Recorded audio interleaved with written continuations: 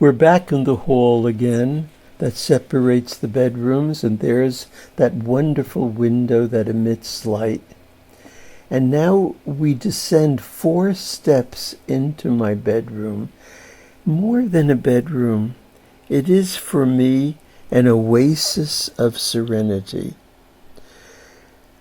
Its very appearance fills me with a profound sense of comfort. The very fact that it's lower than the rest of the extension will be explained when we enter my studio. There above my bed is a beautiful Japanese painting. And there are the closets. And the window opens. All the windows on the road side of the house are close to the ceiling to assure privacy. And here comes a treasure of treasures.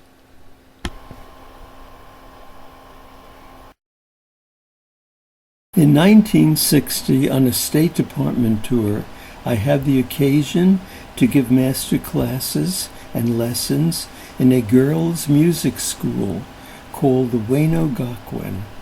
After the performances, the director, Mrs. Ishibashi, took me for a lavish dinner in a beautiful ancient palace that was memorable in itself. On the way back to my hotel, we happened to pass an art store, and in the window was this woodblock print by who is probably the most famous woodblock print artist, Hiroshiga. I made the fatal error of telling Mrs. Ishibashi, "That's the most beautiful woodblock print I have ever seen." What happened is that when I returned to the hotel, there was a package on my bed. Mrs. Ishibashi had bought me this treasure. Its title is Tsubino Pine Tree on the bank of Sumida River, and it's dated 1855. To return to the objects in my bedroom, there is a wonderful mobile of a seagull that was a present from my friend Jenny Horvath. I'm going to set it in motion. Isn't that a wondrous thing? I love those wings flapping, looking at the woodblock print. And there is a beautiful lamp. I love that lamp. And there is a little painting by Thomas Darson's father. He was an artist. And that cabinet was the first object that I bought when I moved into the extension. Here's a glimpse outside. Johns Bay is right beyond those trees. And to the left are lilac bushes. They're in bloom when I arrive in the spring. And there is the other side of the bedroom.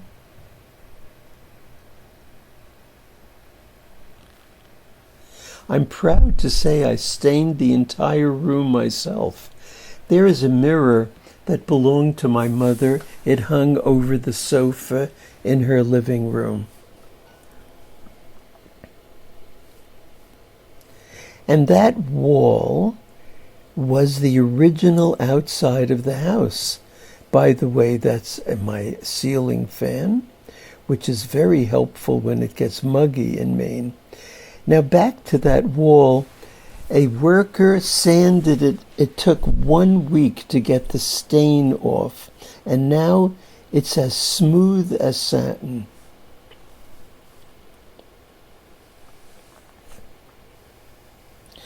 There is a little drawing from my friend Floor 11.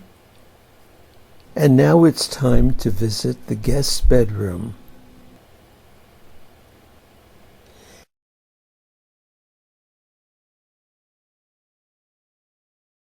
Retracing our steps past the Japanese kakemono, the guest bedroom I call my mother's room because all the furniture was from her apartment. There is a mirror that hung over her bed.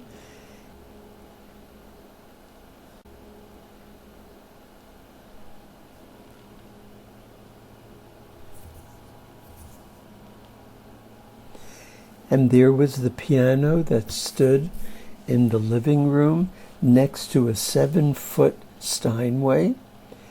And I used to teach in her apartment in Millburn. And through this door is a unique little bathroom. It has a personality all of its own. I love this room. It has storage space above. And there is a drawing that someone gave me, a little antique cabinet.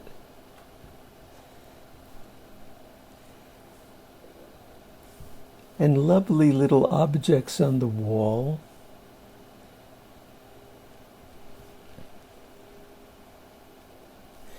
And here is a better view of the piano.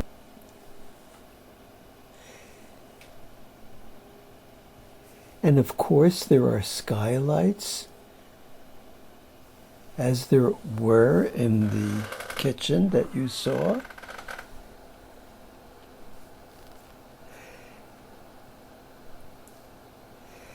And a painting by Erna Friedlander,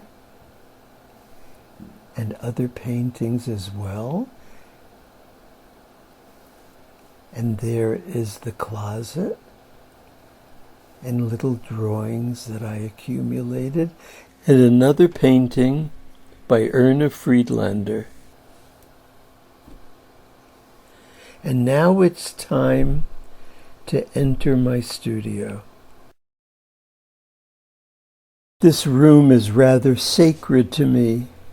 It was here that I spent years practicing for performances and where I did most of my creative work. There you see a collection of books and music. And that sofa doubles as a sofa bed. I used to sleep there before my extension was built.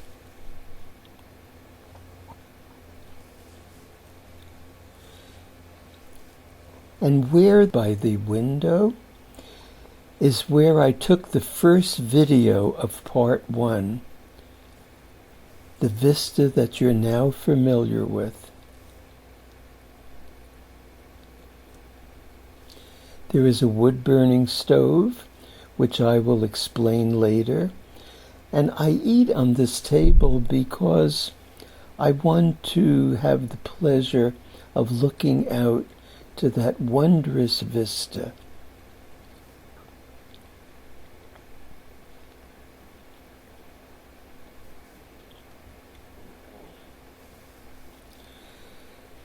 And in the corner of the room near the windows is a quite unusual lamp.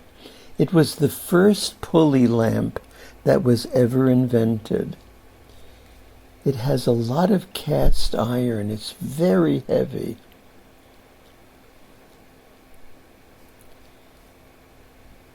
And there is the crown that balances it. It's a kerosene lamp.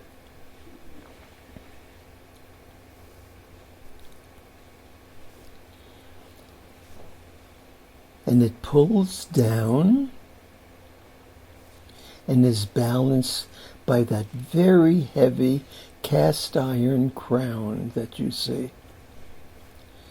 And right in there is an inscription. It says, April 24th, 1867. And April 24th was my birthday, so I simply had to own that lamp. That little globe is called a smoke bell, and it catches the smoke before it stains the ceiling. And someone is standing guard right through that window. It's none other than Olive Oyl from Popeye fame. Isn't she wonderful? Actually, she's a doorstop. And there are woodblock paintings by Erna Friedlander and a Lautrec poster. And Tommy Dawson's father, Armand Dawson, did this painting of me feeding the raccoons. He did it from memory. I love that painting. And at the far end is my piano. That red chest is an antique grain chest that I now use as a blanket chest. This wood-burning stove is one of the most functional objects that I have. It gives off radiant heat when it's cold, and believe me, it gets very cold in Maine. On the top, you see that the patent is 1867. And the name of the stove is a Lily number 8. And it was made in Bangor, Maine.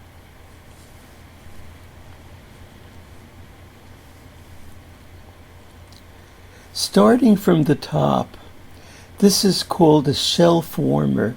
It's to warm towels, sheets, or clothing. I use it also.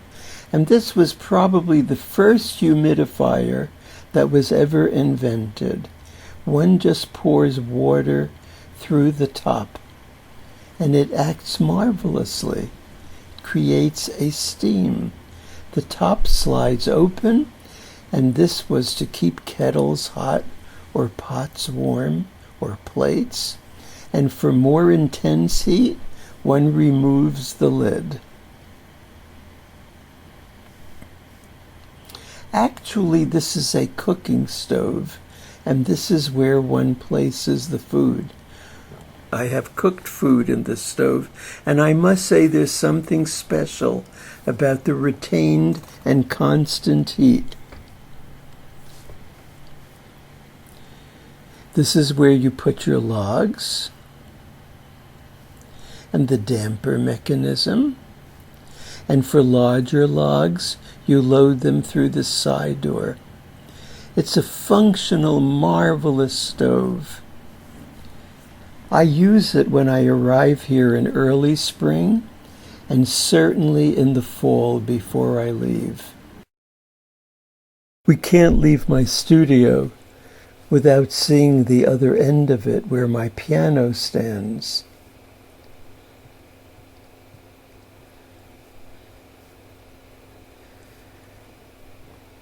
And now see the windows above the piano. The bedroom is at the other end of that wall. If it was the same height as the studio, I would lose those windows, which explains why the bedroom is sunken. There's my computer to the right, and another view of a large collection of books and music. All the windows open along the top of the room.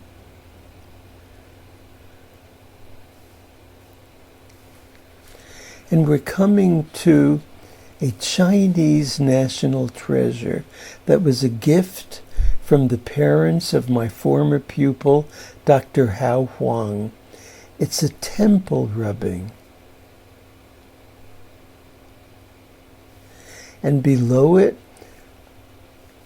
are ink drawings by my friend Bill Finizio. He's a genius musician, but I think equally talented as an artist.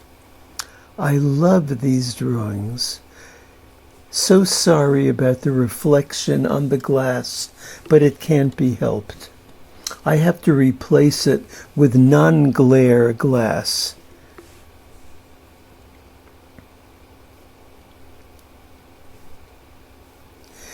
And there is another wonderful kerosene lamp. The globe is called rose glass because when the lamp is lit, that globe turns the most beautiful shade of rose. And to the left of it is an Erna Friedlander painting. Sorry again about the reflection.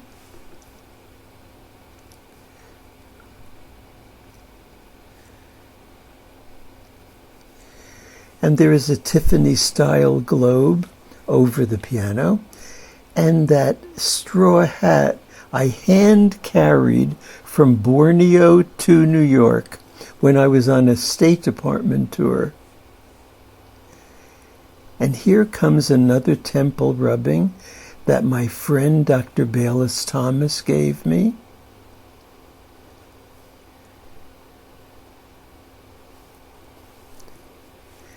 And below it is another painting by Armand Darson.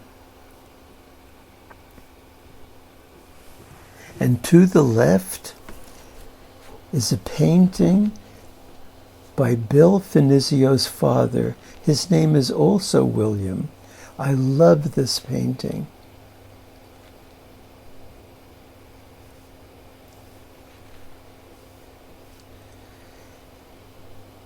And now when we go through this door, we're going to be in the original living room.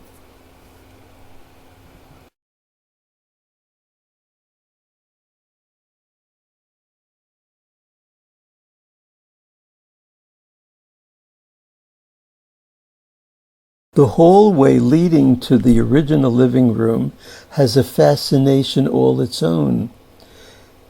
There was a shipwreck on the shore when I moved in, and that light fixture was part of that wreck. There is a washer-dryer behind that door, and an Indonesian batik high up on the wall, and handmade Japanese paper, which I pasted into those panels, and a sand painting. And now we open the door and we come to what used to be the old kitchen. The appliances were on that wall. That's a Tiffany-style shade. And these were the first hand-tinted postcards issued in Maine.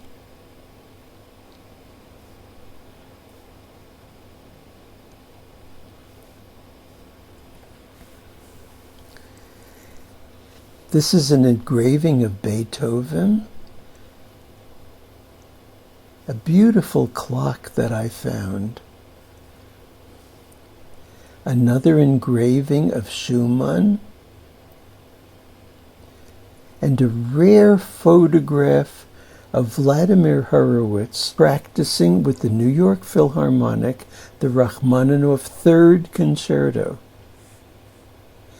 And here is the kitchen side of the fireplace. It's a two-way fireplace. The metal rises 18 feet high.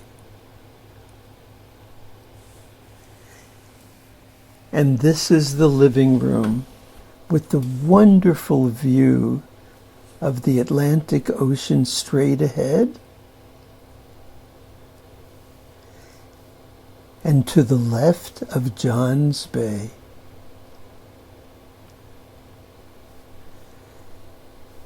And that magnificent ash tree is right outside.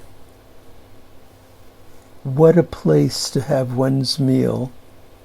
And that doorway to the left leads to Thomas Darson's area. Notice the beams. Every 5 feet, there is a 6 by 12-inch beam. The living room side of the fireplace is copper. It rises 18 feet, and when the fireplace is lit, that copper radiates heat through the entire room.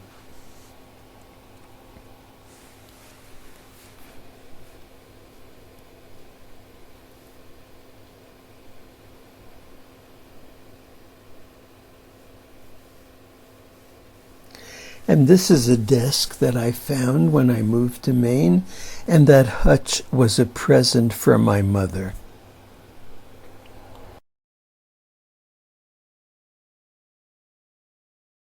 There's a full moon tonight. I took the following photographs right from the sliding glass door of my bedroom, and naturally, that spectacular view inspired the following poem. It's called Remembrance.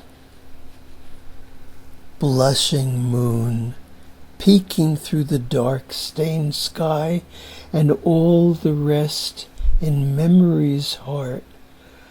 I remember once in May, a crimson mouth in muted splendor filled the sky. I remember silhouettes of lonely boughs, for I was there. Fix thy gaze, pierce the darkness, knowing where my dreams abide. Close the curtain of my mind and reappear. And so it's time to draw the curtains of my bedroom and to say good night to everyone.